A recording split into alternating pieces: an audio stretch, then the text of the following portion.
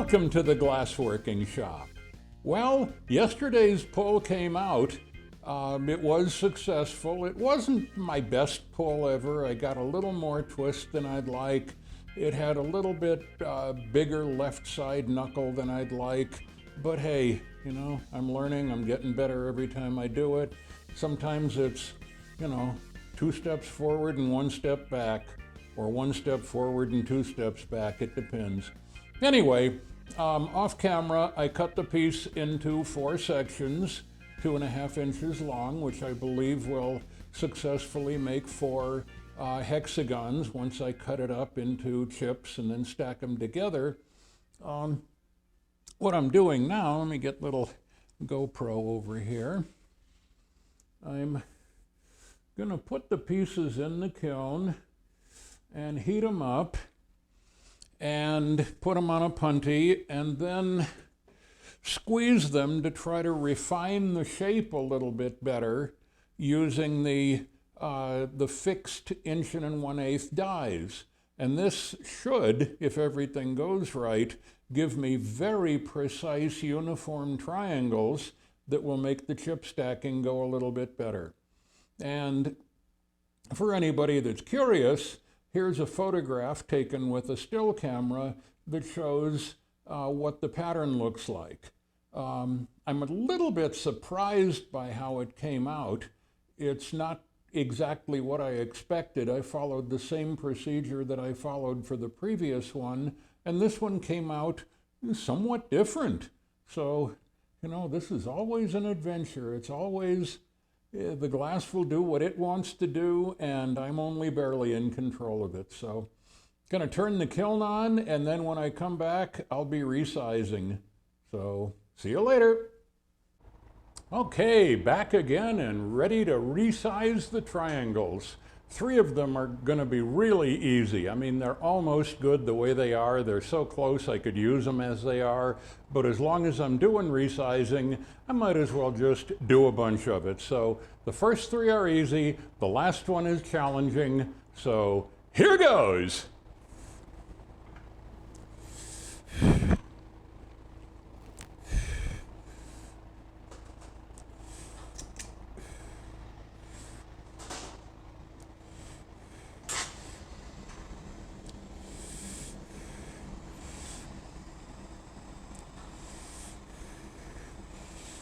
We'll start off just preparing a couple of punties.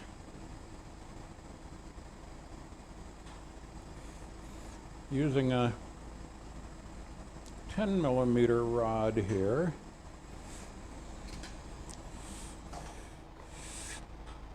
And I'm going to use these tweezers and preheat them a little bit so I don't shock my glass too much.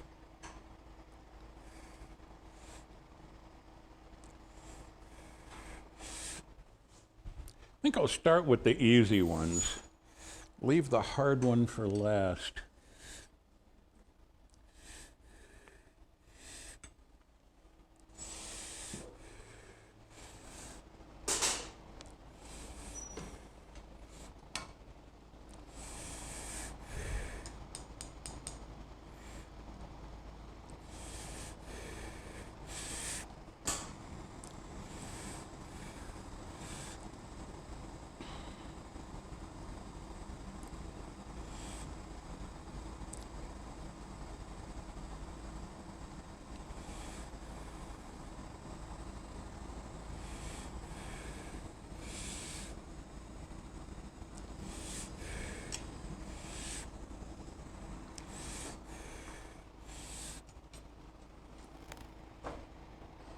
Okay, let's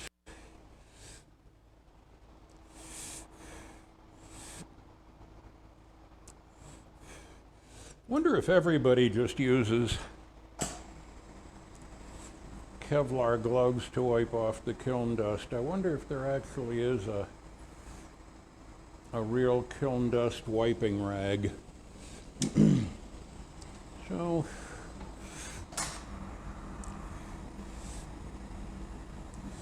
out in the far flame, taking my time. Let the NQALHA do the work.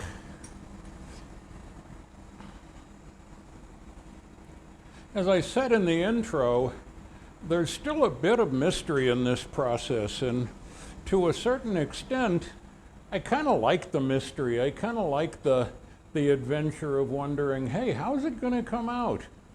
Of course, being a machinist and being somebody who builds things to drawings precisely, I also kind of wish that, wow, I wish I could reproduce that design. That last one was pretty cool.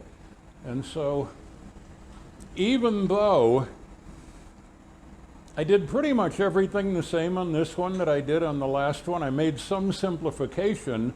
Some of the detail that I put in the last one just disappeared, and so I figure it wasn't worth the work to bother putting it in.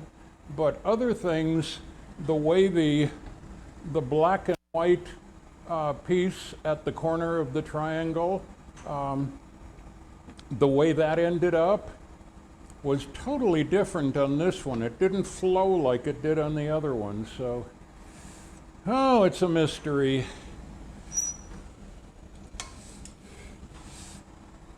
But that's part of the fun. So this guy is very, very, very close to the right size. And like I said, it probably doesn't need resizing at all. But as long as I got the dies in, as long as I got the kiln hot, why not just take a minute? And since I'm only barely resizing it, I don't need to get it like stupid hot and sloppy. Just hot enough.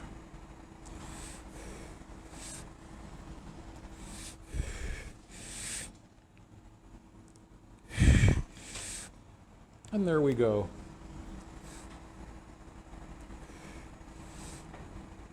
That is nice.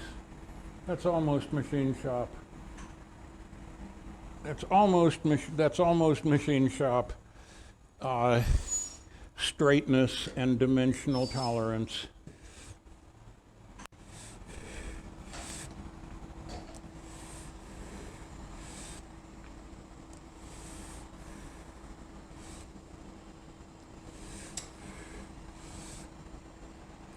So, on to the next easy one. I'm leaving the hard one for last. And when I say hard, I don't mean really hard. I mean just a little bit harder. Even the hard one really isn't going to be that hard, I hope.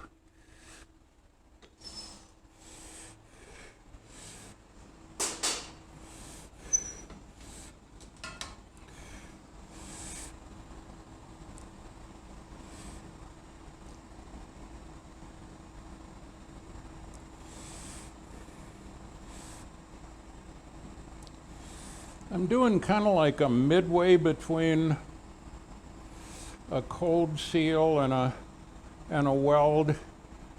It's obviously not a really, really nice strong weld, but it's a little bit stronger than a regular cold seal. At least I think it is. I don't know.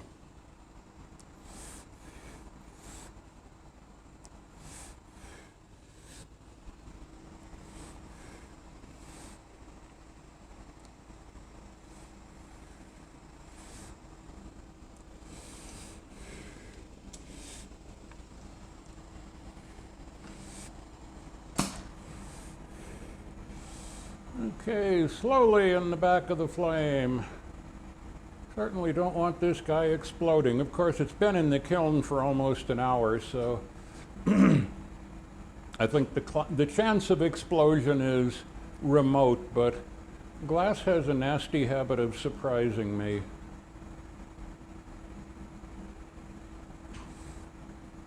And of course, what's really interesting about this art form is that sometimes it surprises the experts, and not always in a good way.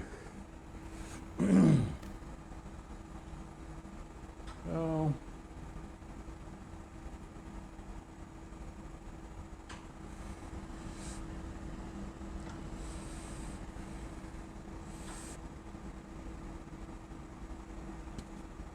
Slowly, slowly, slowly. Once again, video is in real time.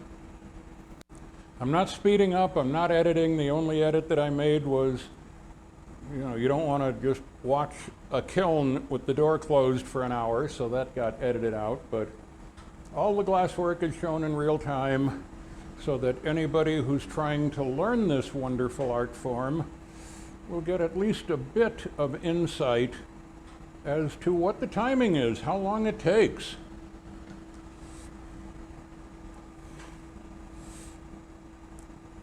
And of course, don't get me wrong, I'm not criticizing the video makers who use sped up and edited video. They have their place too. If you're already an experienced glass worker and you know about timing and you're just interested in learning a particular technique, you're saying, well, how'd the guy do that? Then sped up and edited is perfectly fine.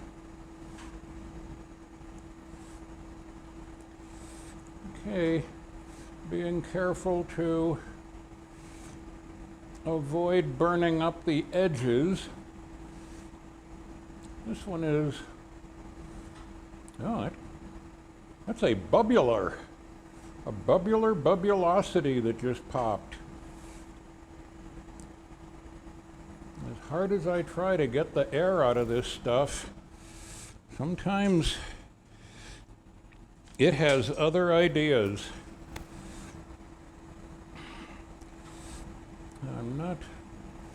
I'm not going to try to fix that bubble right now. I'm going to wait until I cut it up into chips and see if maybe there's a way that I can recover. But yeah, popped like a pimple.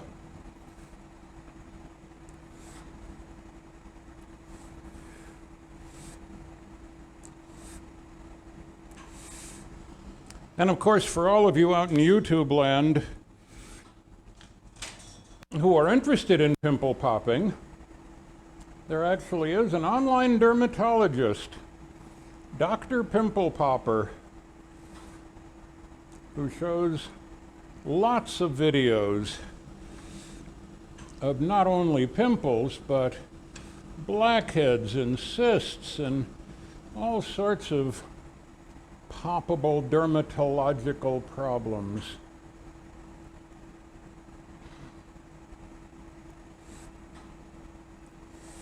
Hey, this one is a tiny bit more challenging, Maybe I can arrange, when I cut this up into pieces, maybe I can arrange to put the bubble right in the saw kerf. I think I have a little extra. These pieces are 2.5 inches, and I need like 2.25 inches to do the job.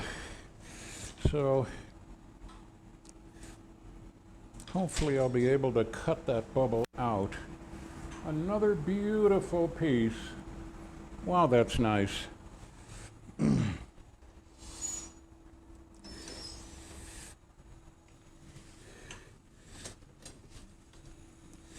Grab another.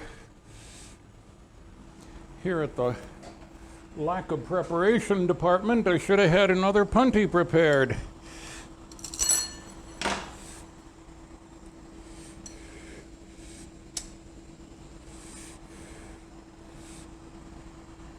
So,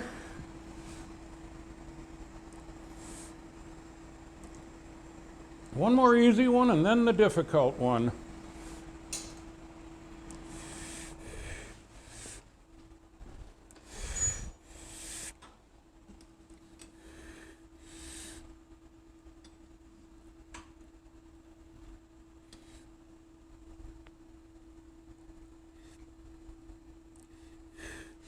I'm thinking of upgrading my protective gear to a full face shield and better quality heat-resistant gloves, because even with the chrome suit, pulling this guy was a rather uncomfortable experience.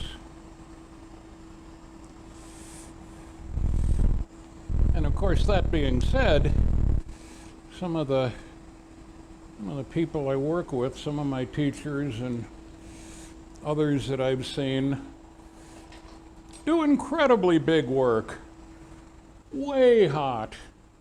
It's like, dude, how can you even be near that?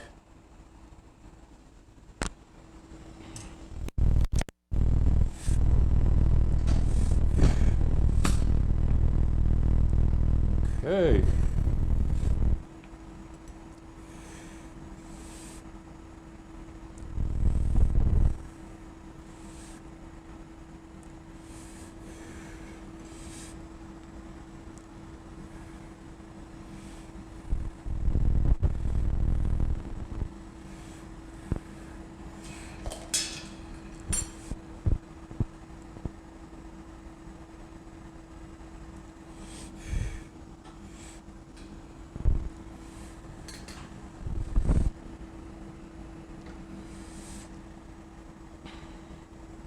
So I still haven't decided what I'm going to do with this, the objects that are produced, assuming that they all come out and that I don't have some sort of catastrophic failure along the way. I could make 4 sculptures. I could make one sculpture with 4 pieces. I could make a sculpture with 3 pieces and give one of the pieces to a glassworker and see what they could do with it. I could give them all away. I don't know.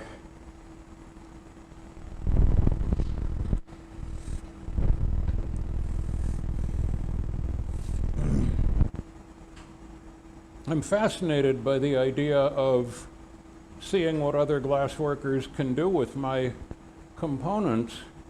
Of course, I'm also curious about learning what they would do with one of my components, because in the past I've tried putting one of my hexagons on the bottom of a glass and failed catastrophically. And it'd be interesting to see somebody who has the skill to work with a hexagon, because I believe that most designs on the bottom of a rig or on the bottom of a drinking glass, that most designs, the design starts out as a kind of a bubble that's encalmoed onto a fairly small hole, dealing with a rather large piece in a hexagonal shape.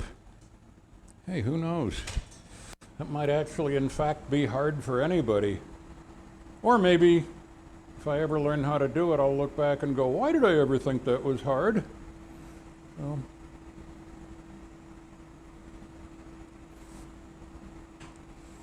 if it was easy, I'd be bored by now.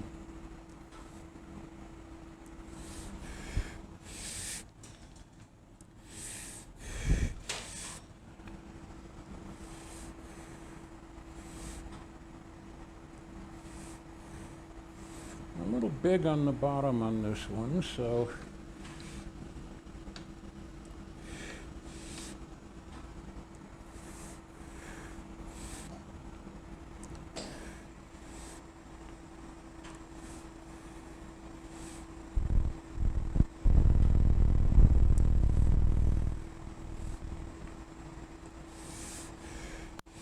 and try pushing down a little bit. Yeah, that did it. Wow. As I said before, the squeezer is not a completely automatic tool that requires no skill to use. That was my first surprise when I first started using the squeezer, is that, wow, it actually takes skill to use this thing? I thought I'd just stick it in, it'd come out perfect, totally mindless. But no.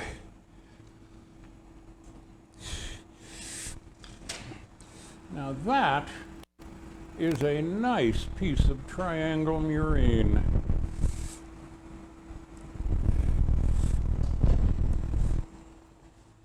Of course, I always try to use the correct terminology because glassworking has been around for a long time and it helps to use the correct terminology. And when I started talking about murrine,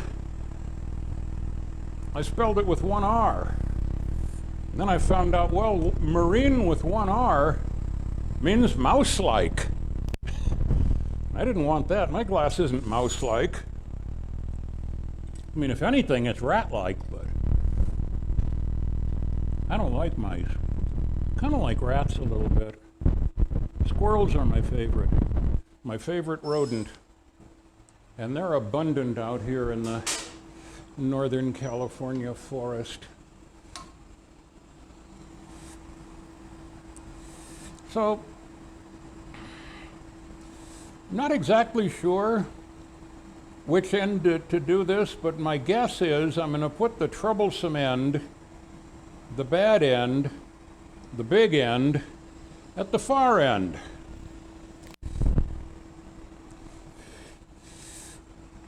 Because I think I can get more heat into it without weakening my support, without causing my punty to sag. But yeah, here's the problem that I'm faced with, the problem that I'm trying to solve here. I didn't get my knuckle as well pulled as I had hoped for two reasons. First of all, the right-hand puller kind of cracked off because I didn't keep it hot enough while I was concentrating on trying to even out the twist that I inadvertently introduced. So trying to fix one problem, ignoring what I should have kept going. You got to have uniform heat throughout the piece. You don't want one end getting cold, or you saw what happened. So anyway, I was so kind of fixated on getting the twist out and getting the piece uniform that I ended up cracking the right-hand punty off. And at the same time, the radiant heat was so brutal I almost couldn't stand being near it anymore, even with the chrome suit on, because I had no face protection. So that is the reason that I didn't get my knuckle more under control. I have in the past, on a lucky day, pulled a piece with almost no knuckle whatsoever. Of course, that's on a lucky day. And for me, not every day is a lucky day.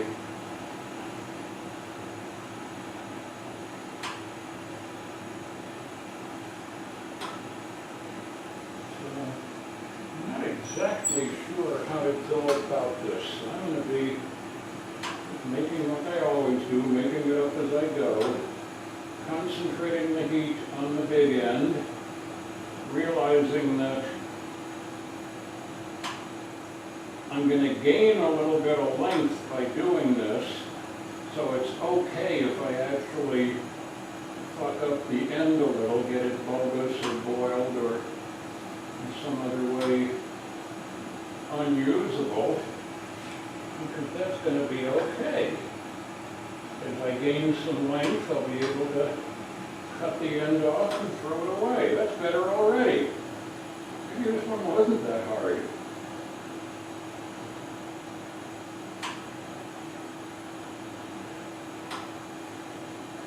Make sure to let my other end get too cold.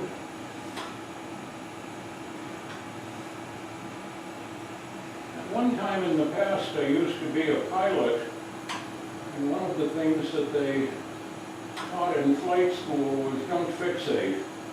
Do a scan. That the guy who's totally fixated on one thing ignores something else, and the thing they ignore is what kills them.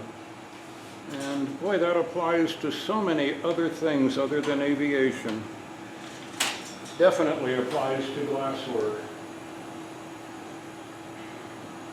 I was fixating on the twist and not keeping my end hot.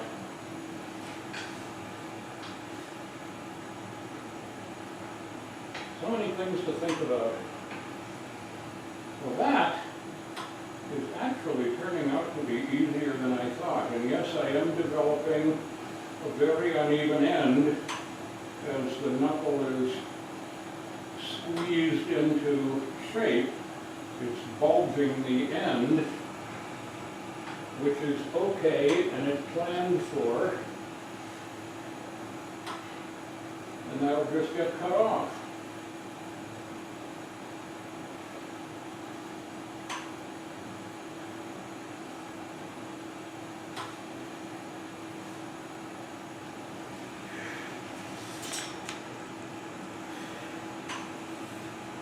The fixed size squeezing guys do a very nice job of precisely resizing these parts to a precise dimension. The iris dies are really great if you just want to squeeze. You don't know what size it is, the size might change, and you don't care if you introduce a tiny bit of twist. So,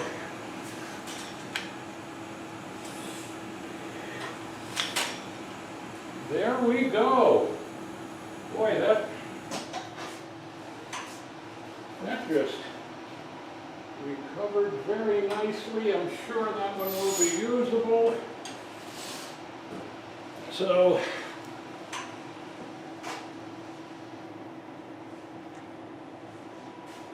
I'm going to take care of some errands. I have an NQALHA to ship. I'm going to go to Airgas, get some oxygen. I'm going to let those guys anneal for a while. And then when they're cold, I'll take them out to the wet saw and show you how I slice them up into chips. And then the next video will be chip stacking using the chip stack assembly fixture. So this one's been a short one. Actually, it's not over yet, so why am I sounding like I'm concluding? It's going to be over soon, after the cold saw. See you later. The resizing and annealing is complete, and the pieces are looking pretty good. So I'm out in the cold shop now, and yeah, it's cold out here in the Northern California winter, and the noise you hear in the background is a tree shredding machine. They're doing some fire-safe cleanup around the area, so hopefully that won't be too annoying. Let me get the little GoPro here and kind of take a look at the pieces. They came out very nice, very accurate. Not quite perfect, not quite machine shop tolerance, but pretty darn good. I'm kind of happy with the way they're coming out. So I'm going to remount the GoPro. I'm using my experimental prototype wet saw, currently under development. The idea here is to kind of a traditional diamond wet saw with precision linear bearings on the table and plenty of mounting holes, threaded mounting holes and drain holes for use in mounting various different guides and fixtures.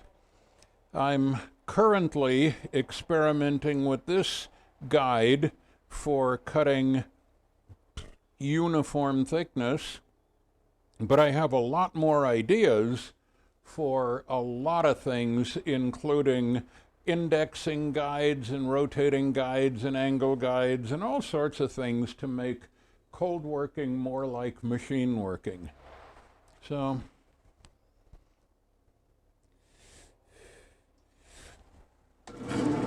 get going here.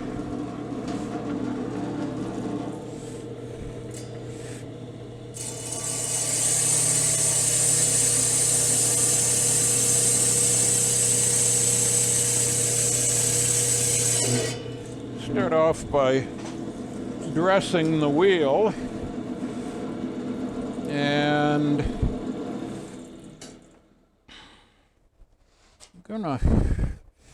gonna be cutting these pieces to right around 3/10 of an inch, 300 thousandths, because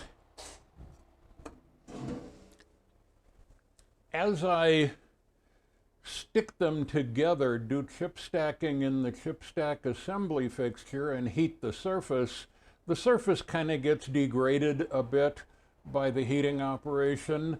And so in order to get a nice, clean, shiny surface, I have to grind away a little bit on the lap wheel. So the finished size of the piece will be 150, 170 thousandths or so after I grind away the surface. And of course, for those who aren't familiar with glasswork, wow, there's a lot of waste in glasswork. When you finally get an object after multiple constructions, pulls, knuckles, waste, grinding, cutting, saw kerf, there's not a whole lot left at the end, but hey, that's glasswork. So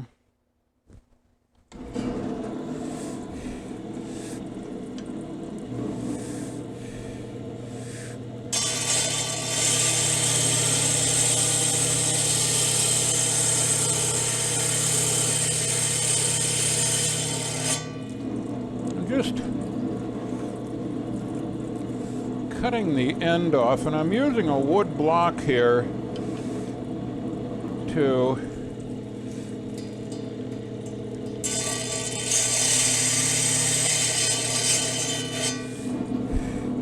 so I don't run the diamond blade into the aluminum at the end of a cut, and I'm just kind of smoothing up the face here, and yeah, it's not quite what I wanted. Not quite coming out as nice as I had hoped. I have a little extra, so I'm gonna cut a little more off and see if it gets better as it proceeds.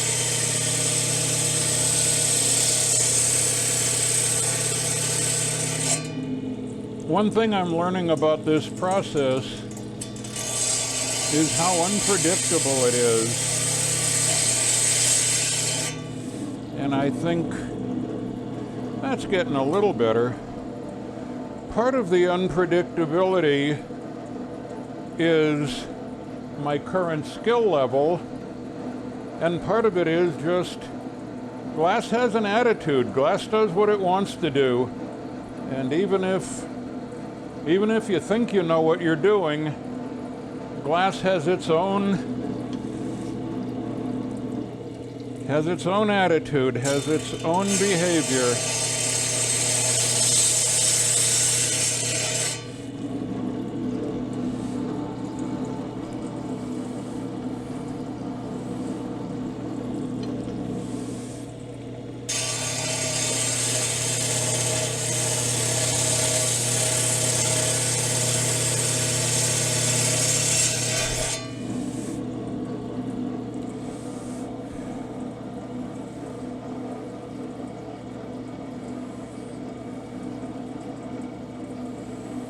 Yeah, there's definitely some problems going on here that I don't fully understand. But hey, that's what makes it interesting. It's an interesting adventure. And even if it doesn't come out perfectly, maybe that one's just a bad one. Maybe, oh, this one's looking really good. Maybe that one just has got its own problems.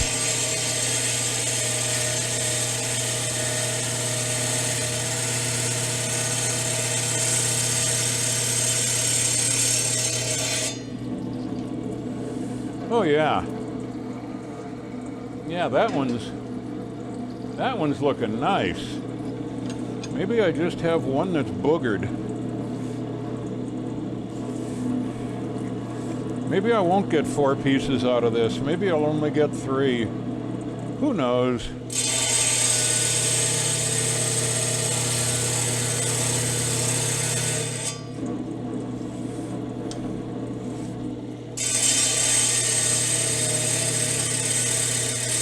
Being very careful as I'm cutting. I'm rotating to avoid chipping out at the end.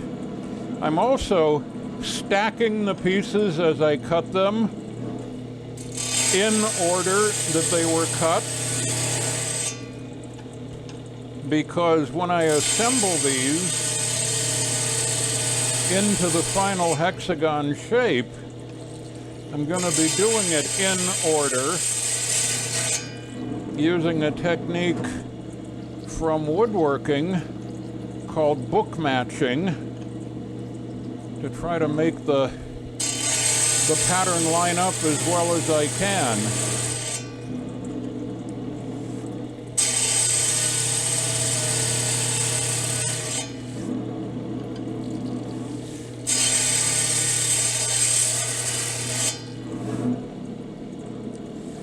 Oh yeah. These guys are coming out very nice.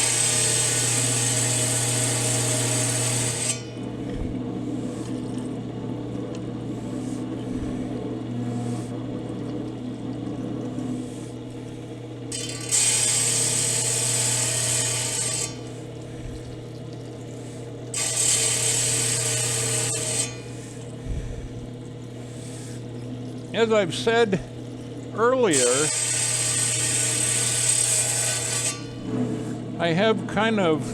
I'm balancing 2 competing ideas, 2 competing philosophies. As a machinist, I'm just trying to see, how precise can I do this? Can I develop skill and technique and tools to do glasswork with machine shop tolerance? But also as an artist, I respect the material and realize that sometimes the surprises that happen because the material has its own ideas of how it wants to flow, and sometimes the material is more creative than I am, and the material comes up with ideas that I never could come up with. So there's a stack in order of pieces ready to be assembled. I'm not sure how much more of this I'm going to show. You probably have seen you've seen the idea. From now on, it's just rinse and repeat. So this will conclude today's video. In the next video, I'm going to assemble the chips in the fixture and fuse them together and see if I get some hexagons as a result. So thank you for watching. It's been fun.